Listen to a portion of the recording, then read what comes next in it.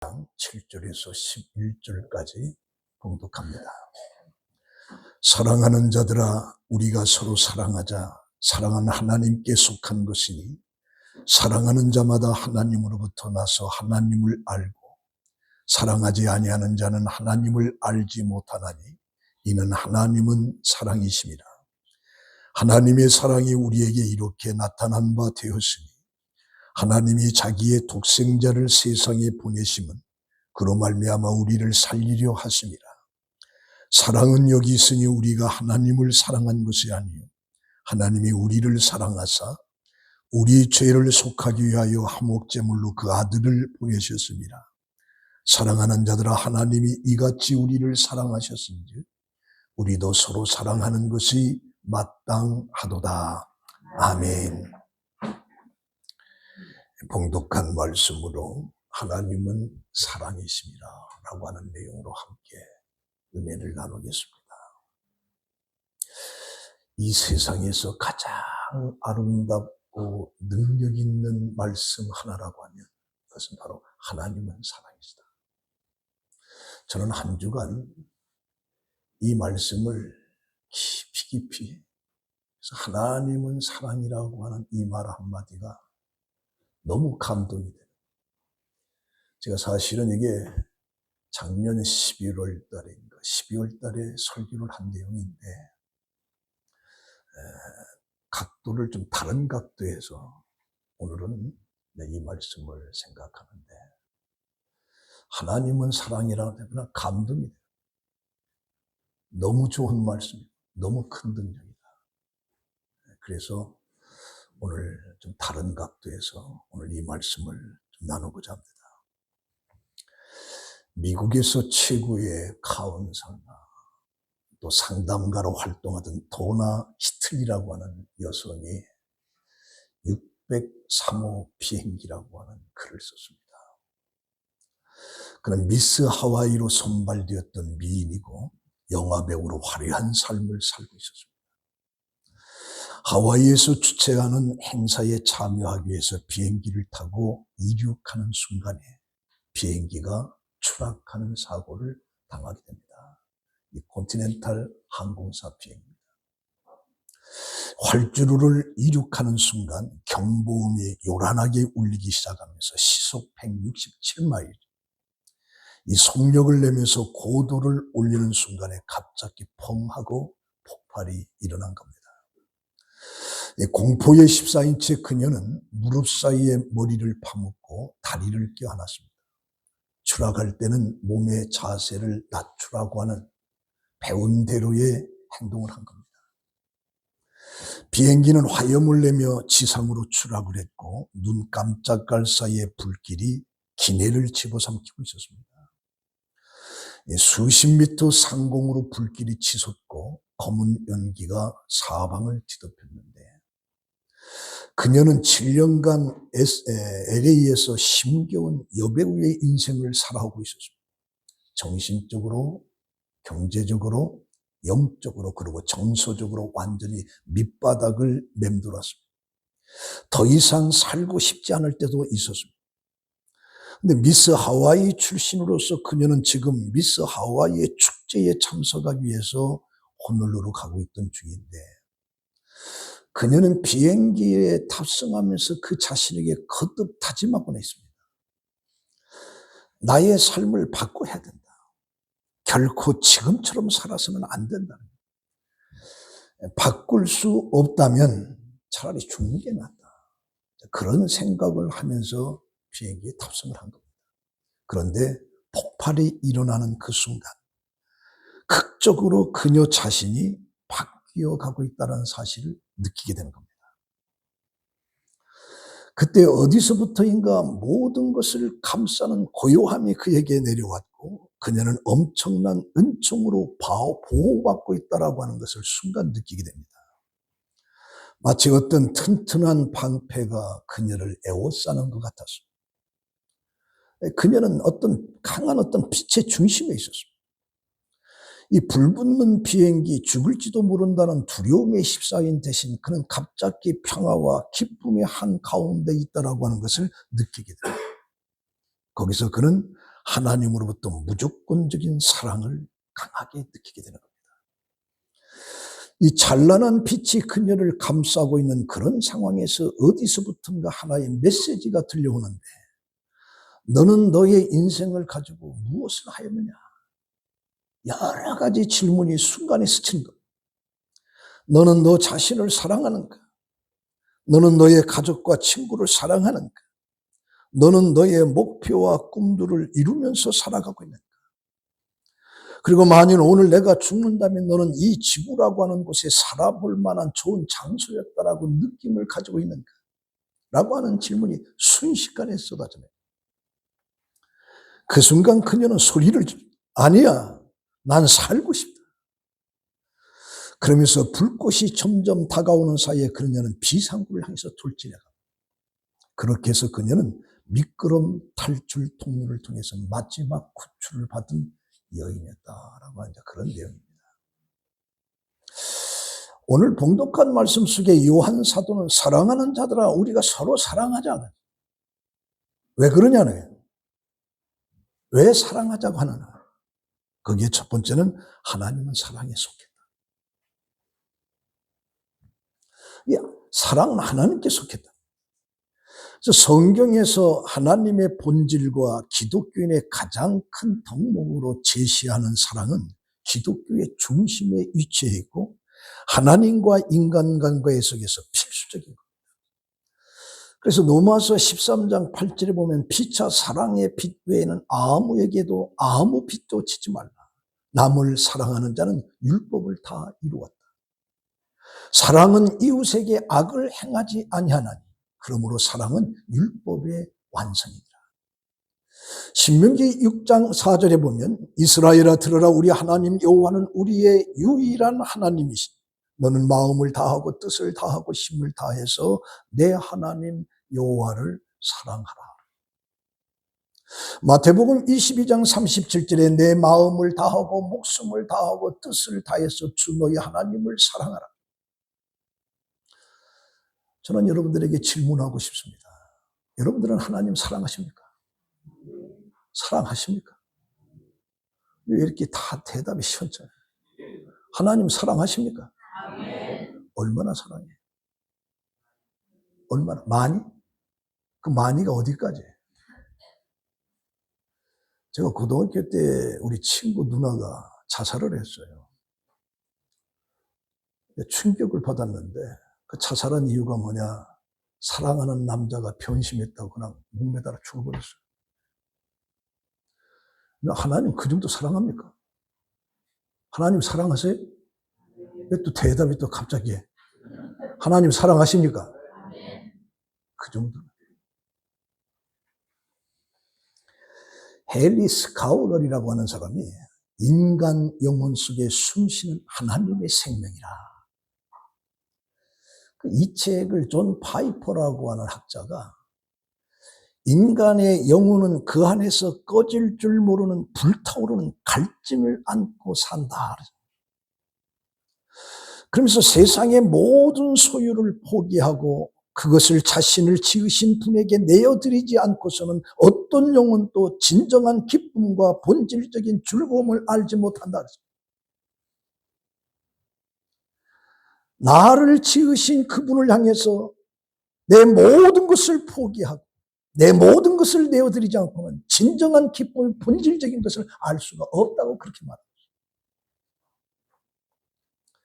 오늘날의 많은 책들은 사실 사람 냄새만 진하게 날 뿐 하나님의 아름다운 축복은 전혀 담겨 있지 않습니다. 그러나 헨리 스카울러는 전혀 다릅니다. 그는 그의 영혼이 예수 그리스도의 묵상에 완전히 삼킴받은 사람입니다. 그 헨리 스카울이 27세의 인간 영혼 안에 숨쉬는 하나님의 생명이라고 하는 것을 썼는데 사실 그는 15세에 스코틀랜드의 에버딘 대학에서 입학했고 19살의 철학 교수가 됩니다. 19살에. 4년간 교수로 일하다가 목회를 1년간 했고 다시 킹스 칼리지 신학을 가르쳤어요. 그리고 28세에 폐렴으로 죽습니다. 사실 헨리 스카울이 영혼 안에 숨쉬는 하나님의 생명이라고 하는 이 책은 원래 그가 집필한 것이 아니고 그의 친구에게 영적인 필요성을 느낄 때 쓴 편지에 길버트 버넷이라고 하는 주교가 더 많은 사람들에게 나누기 위해서 이 책을 쓴 겁니다. 그런데 18세기 위대한 시필드라고 하는 유명한 목회자가 있는데 그 시필드가 이 책에 놀라운 찬사를 보냅니다. 뭐라고 하느냐? 그렇게 오랫도록 금식하고 묵상하고 기도하고 성찬을 받았지만 하나님을 잊을 수 없는 친구를 통해서 탁월한 논문 한 편을 주시기까지 나는 진정한 종교가 무엇인지 전혀 몰랐다. 그럼 시필드가 말할 수 없는 좋은 친구라고 하는 것은 영국의 찰스 웨슬리입니다. 찰스 웨슬리가 시필드가 영적 혼란에 빠졌을 때에 바로 이 스카울 그 책, 인간 영혼 안에 숨쉬는 하나님의 생명이라고 하는 그 책을 준 거예요. 그 책을 받고 시필드가 완전히 녹아나버려요. 그 순간 침상에서 생명의 핏줄기가 내 영혼에게 임했다. 내가 아는 모든 형제와 자매에게 글을 쓸 수밖에 없었다. 내 방에 찾아오는 모든 학생들에게 이야기했다. 다른 대화는 시시해서 느끼지 않았다. 다른 책들도 너무 가볍다는 생각에 감히 대화 주제로 꺼내지도 않았다. 성자가 되고 학자가 되기 위해서 연구하겠다는 다짐뿐이다. 그 순간부터 하나님은 내 영혼 안에 복된 역사를 일으키기 시작했다라고 시필드는 그렇게 쓰고 있어요. 내 영혼 속에 하나님의 그 숨쉬는, 그게 바로 하나님은 사랑이다라고 하는 것을 정말 깨달을 때 그 하나님의 사랑이 내 영혼 속에 숨쉬고 있다라고 하는 걸 느낄 때 우리는 정말 엄청난 시울 속에 빠져요. 인간으로 느낄 수 있는 가장 풍성한 기쁨, 가장 명확하고 구체적인 즐거움은 바른 대상을 향해서 최선의 애정을 쏟을 때, 내 모든 것을 다 쏟을 때, 그때서 맛볼 수 있는, 그러니까 내가 하나님을 사랑한다고 할 때 그 하나님의 사랑이 어디까지냐라고 할 때 거기에 진정한 기쁨을 그때 맛볼 수가 있다. 그때 맛볼 수. 그러니까 하나님 사랑하느냐라고 할 때 대답이 시원찮은 사람들은 그 경지에 갈 수가 없어요.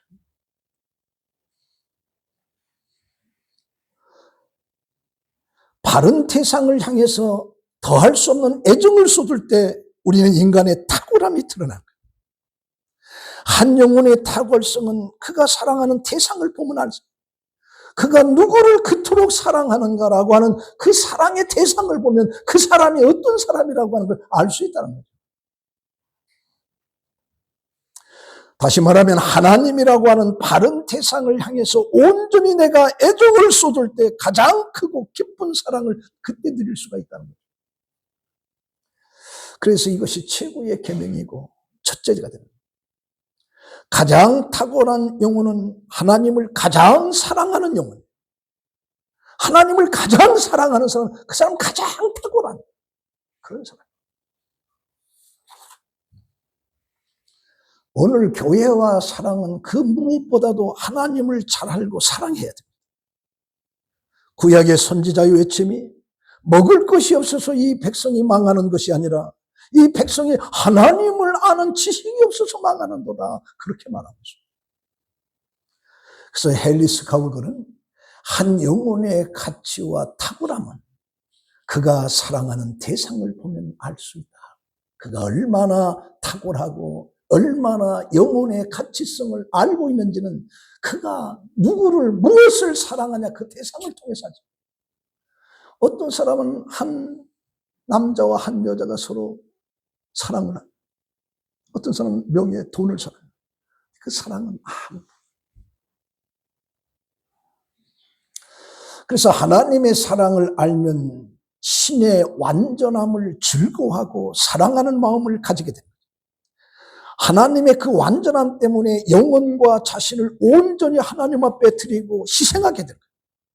다른 어떤 것보다 하나님을 기쁘시게 해드릴 수 없어요. 하나님과 교제하고 연합하는 일만큼 즐거운 것이 없기 때문에 하나님 앞에 전부 다 쏟는 거예요.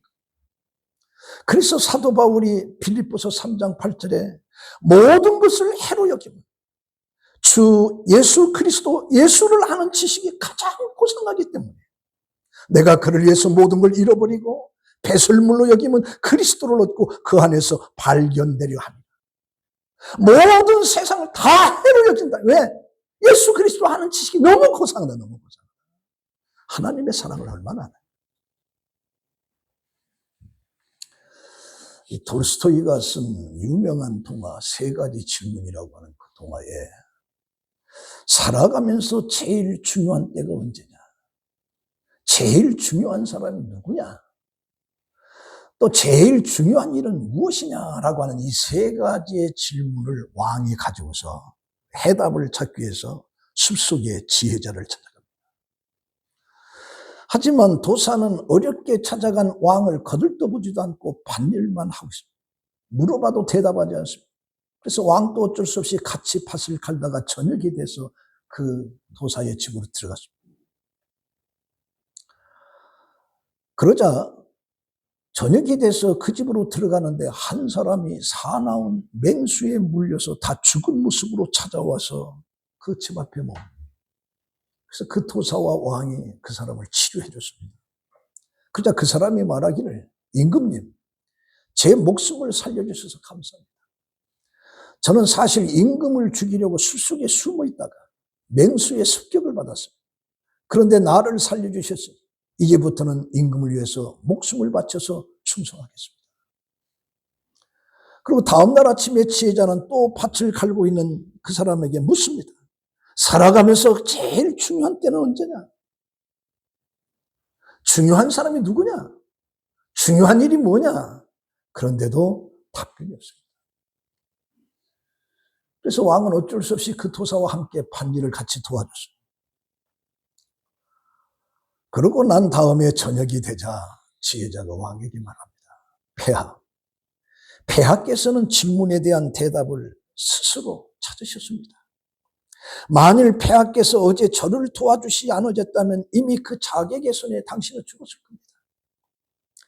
따라서 살아가면서 가장 중요한 때는 언제나 바로 지금 이 순간.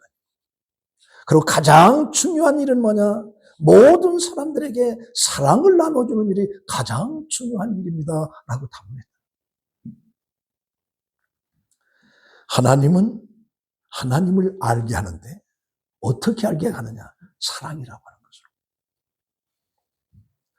우리가 하나님을 믿으면서도 하나님을 알 수 없다고 하는 사람들이 많은데 그들은 뭐냐? 사랑을 알지 못하기 때문에. 하나님이 보이지 않아서 하나님을 믿지 못한 사람들도 맞습니다. 그러나 하나님은 사랑이시기에 사랑으로만이 하나님을 알 수 있다. 하나님은 사랑이시기에 사랑으로만이 하나님을 알 수 있다. 그 두 번째는 사랑하지 아니하는 자는 하나님을 알지 못하나니. 한 사람이 인생을 살면서 그는 사랑할 줄도 모르고 또 사랑받을 줄도 모르면서 살아간다라고 하는 건 얼마나 삭막한 인생을 사랑할 줄도 모르고 사랑받을 줄도 모르는 사람을 써 있어요. 사랑을 주고받는 것은 인간 존재의 본질입니다.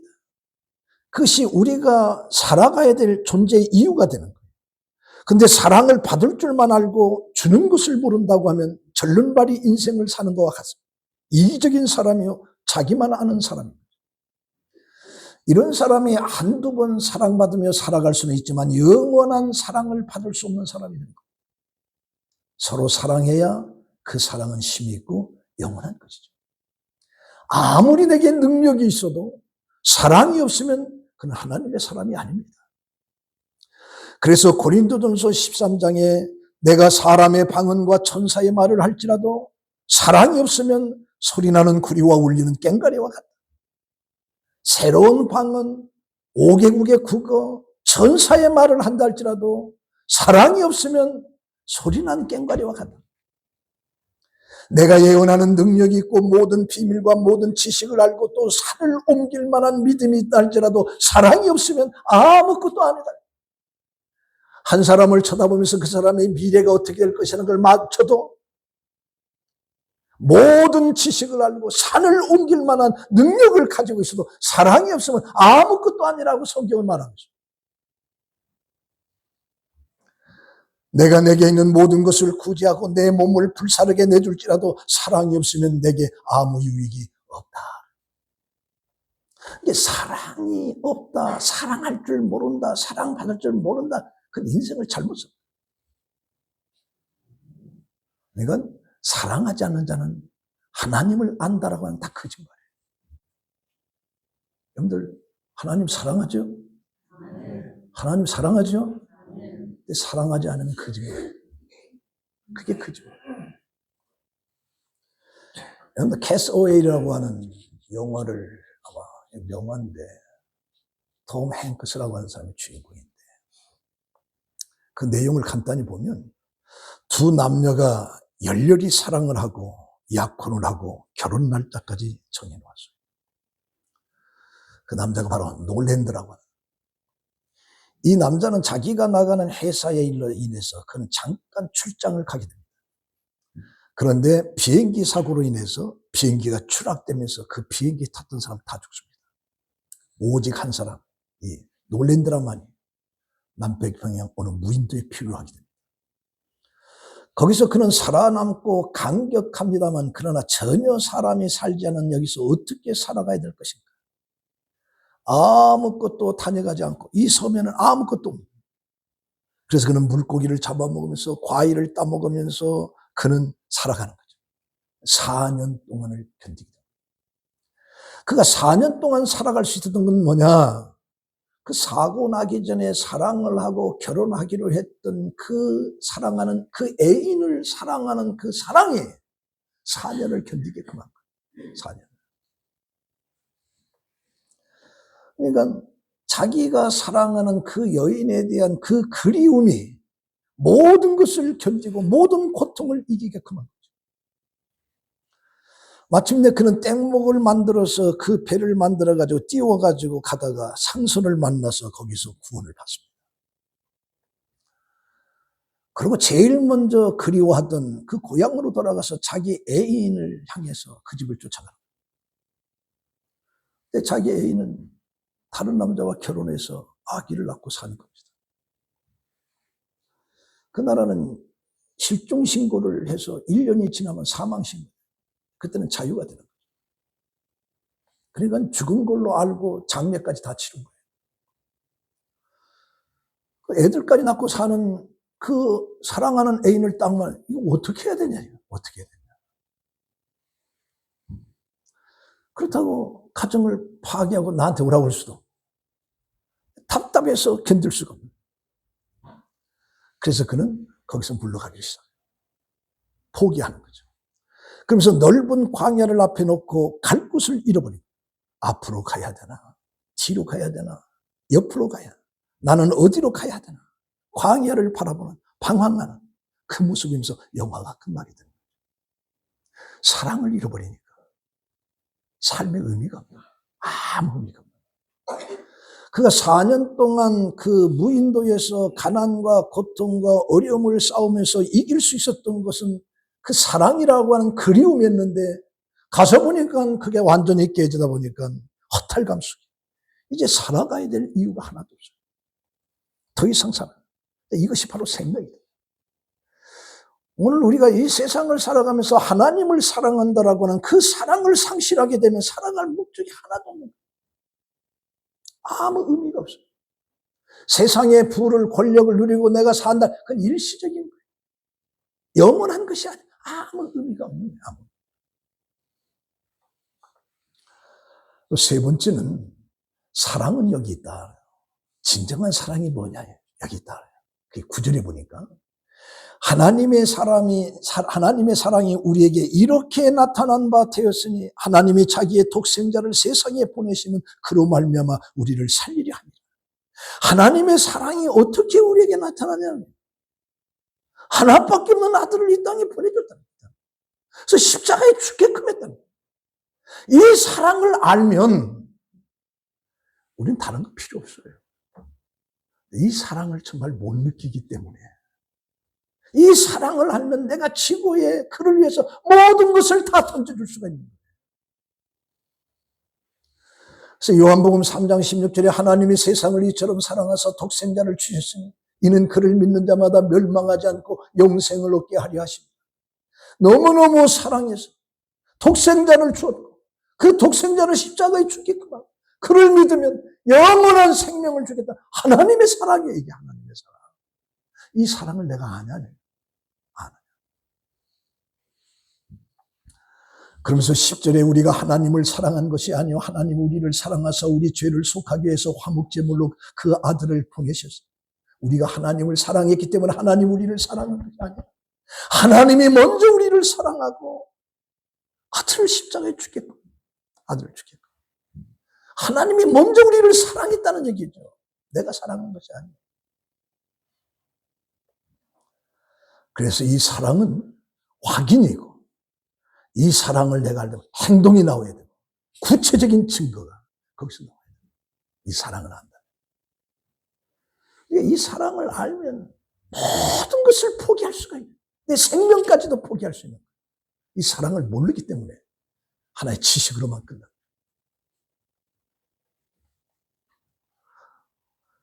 그 네이비드 배너라고 하는 사람은 미국 조지아주의 애플랜타에 사는 그 심리 연구가인데,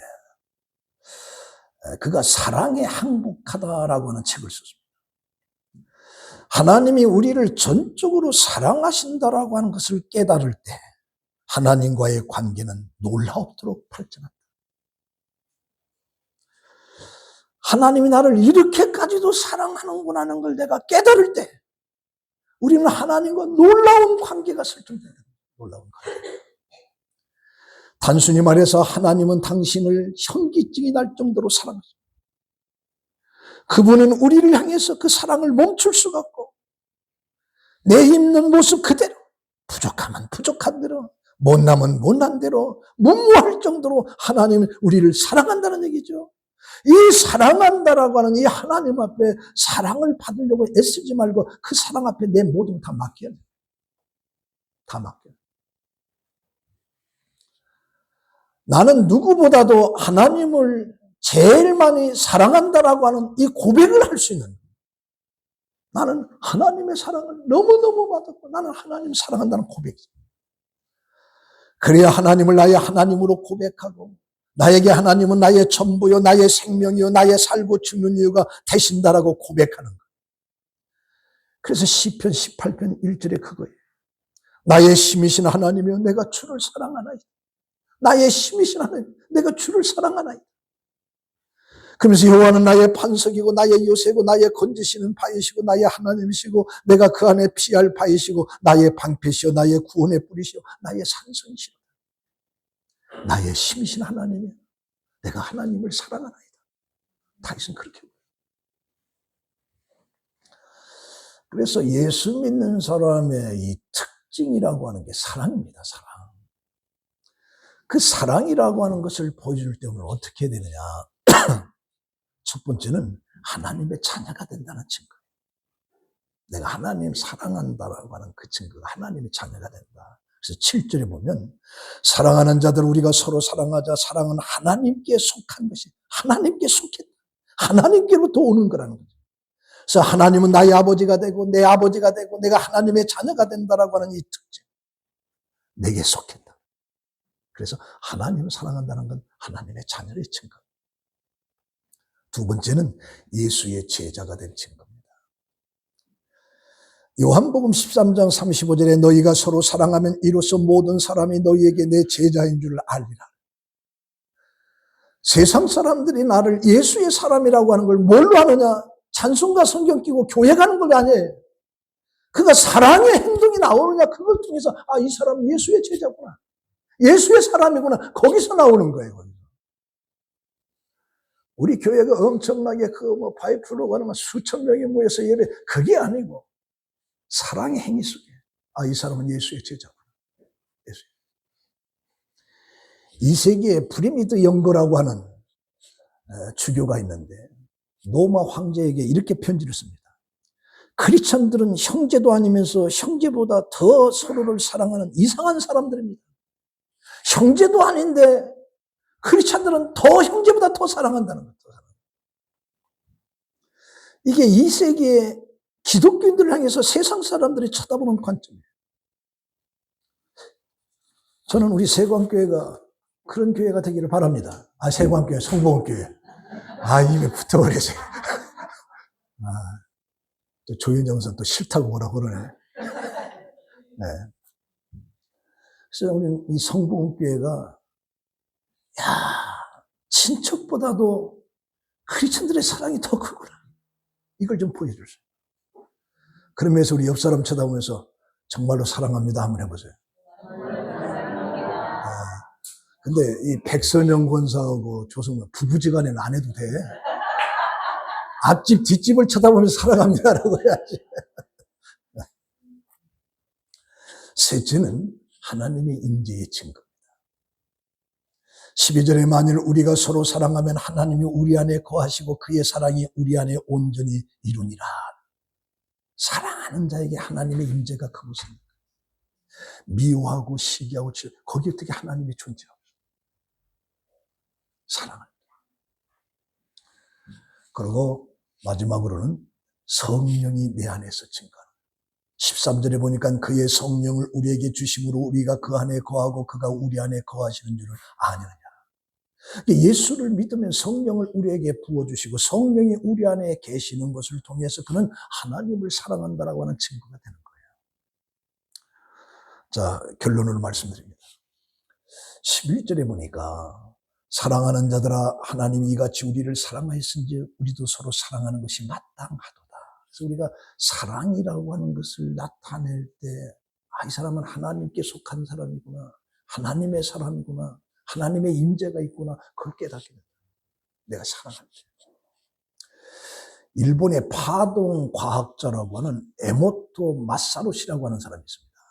이 사람이 물은 답을 알고 있다라는 책인데, 물을 떠놓고 감사하고 사랑을 고백하고 깔깔거리며 웃고 나면 그 물이 육각수로 변합니다. 육각수로.